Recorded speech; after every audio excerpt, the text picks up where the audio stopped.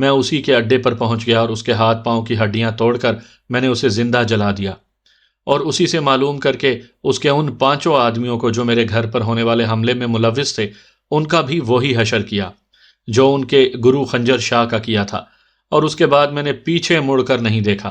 کسی کو قتل کرنا میرے لیے ایسا ہی تھا جیسے مرغی فروش کے لیے مرغی ذبح کرنا ہوتا ہے۔ میں حافظ عبد الکبیر علی خان سے کبیر دادا بن گیا۔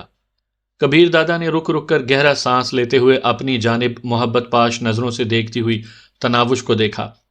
اس کے دکھی چہرے پر سکون بھرا تبسم ابھرا۔